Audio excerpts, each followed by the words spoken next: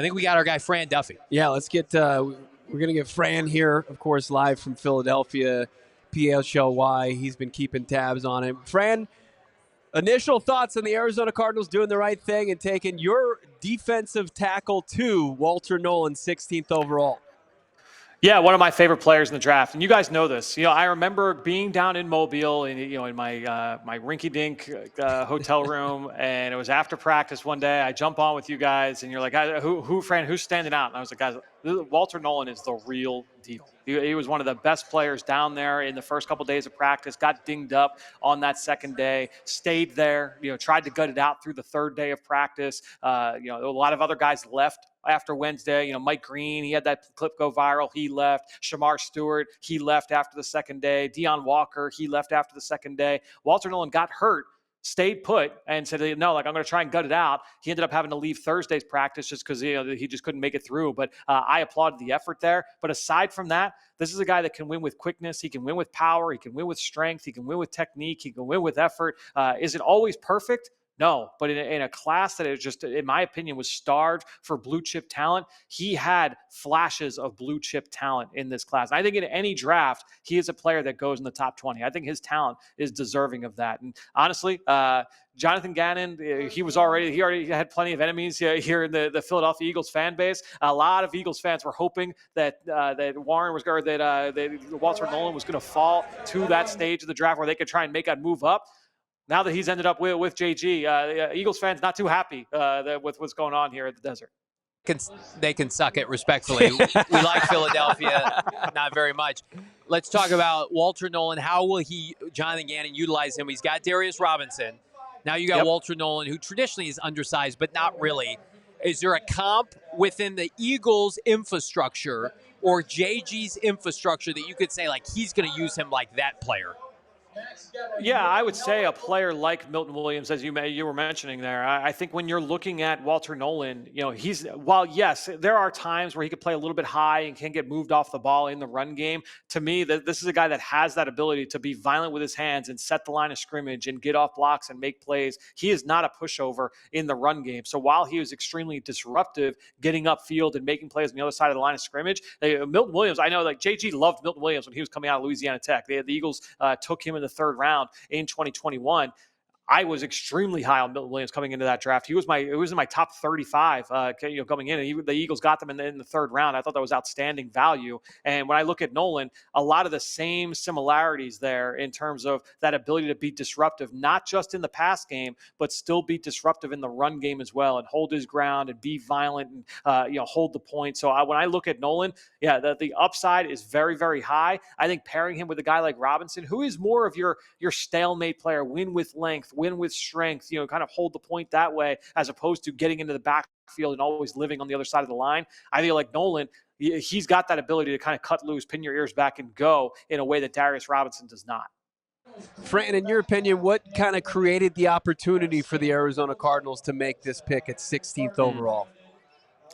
Yeah, it's a good question. I think the big one was the fact that the New Orleans Saints, they go offensive tackle and not edge rusher. So Mykel Williams, he slides down a spot. I thought Mykel Williams could go to New Orleans, but I mocked Kelvin Banks to that spot this morning. I had Kelvin Banks going at 9, so I felt good about that pick, him going to the Saints.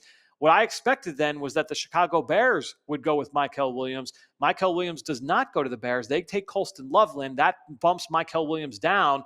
I thought Walter Nolen was going to go to the San Francisco 49ers. And there was a lot of buzz to that late in the process. He was a guy I mocked to the San Francisco 49ers back in March. So this was a guy that I felt would be a good scheme fit there. So once he fell past them, I thought, all right, I would say maybe Dallas. And then after that, this is a good shot for Arizona to end up with Walter Nolen. There had been some buzz here late in the process that was a possibility there for them. I didn't think he was going to fall much further than, say, Cincinnati with the following pick. So I think when you're looking at Nolen, they took a couple of things to bounce their way. But to me, they ended up with one of the best defensive players in this draft.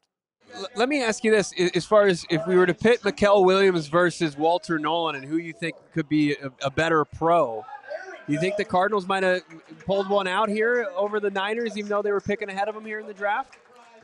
I personally feel so. I feel that way. I liked Walter Nolen a little bit more. And I liked Michael Williams. If you look on my horizontal board, the board that went up on Wednesday afternoon, they're on the same tier. I feel like they're a similar level of impact players. But to me, I just felt like Warren was, or that Walter Nolen was more of a finished product. I think when you're looking at Nolan, his ability right now out of the box, day one, he's got that ability to be that upfield penetrator. But again, think all the different ways he can win. Whereas when you look at Michael Williams, there's a little bit more wish casting on hey, his best football might be ahead of him. Imagine what we can do with him in our scheme. Yes, he can hold up the point, but as a rusher was still coming along. I think Walter Nolen has a little bit more pass rush chop right now. Like he can come in right now and give you a little bit more than what I think Michael Williams can give you. And so I don't blame San Francisco for going the way that they went. But me personally, I had a slightly higher grade on Walter Nolen, even though that they were very close.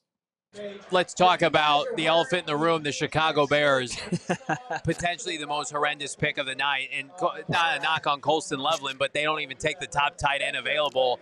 Yeah. What do you make of that? Because I agree with you. I just put it on Twitter, and I think you put it perfectly, Fran. The Chicago Bears not selecting Michael Williams enabled the Arizona Cardinals to have a chance at Jalen Walker, Walter Nolen, because then the Niners got a player that they didn't think was going to be available in Michael Williams. What do you make of Chicago right now, which with our friends at CHU, I don't know if you've joined them or not. What's the mood there?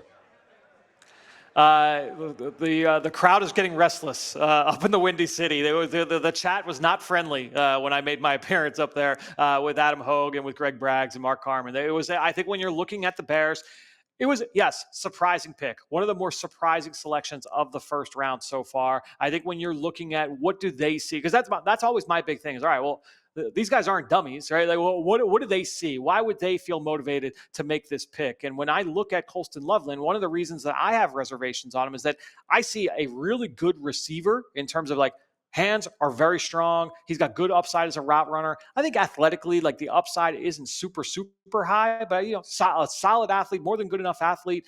I didn't love him in the run game. Like he came from a pro style offense. Everyone thinks like, oh, Michigan, Jim Harbaugh, like he's going to be a great blocker.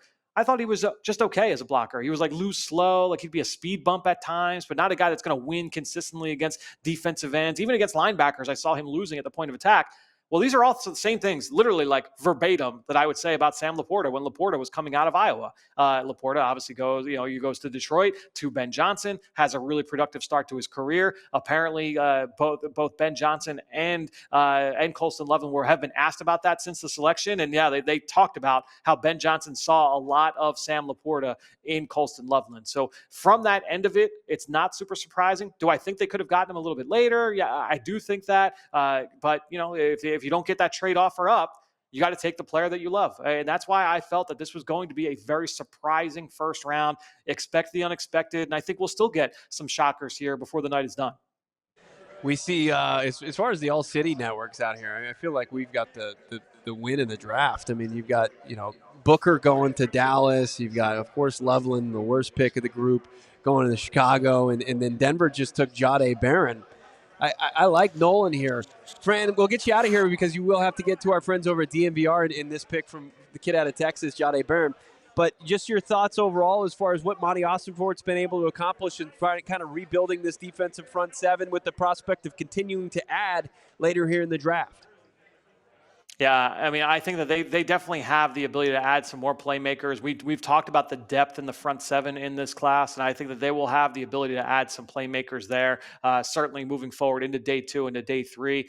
And then look, I think you look around, like offensive line depth is going to dry up, but I think there's some offensive skill players that they certainly can dip into tomorrow. So I will have a round 2 mock that will be up on Go PHNX tomorrow.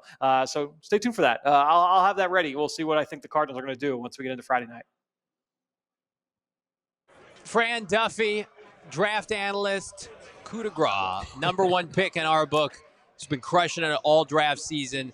Love the pick. Love our guy, Fran. Fran, we'll talk to you mañana, my guy. Sounds good, guys. I'll talk to you tomorrow. Looking sharp, by the way. I did not say it. I'm liking both of you guys. Good job. Fran has been a godsend to All City for a number of different reasons, but especially to our show because he puts up with my BS, our BS. I'm surprised you didn't sneak in a scat question. That's tomorrow. Tomorrow. Tomorrow is Scat Watch. y'all silly like the mayor.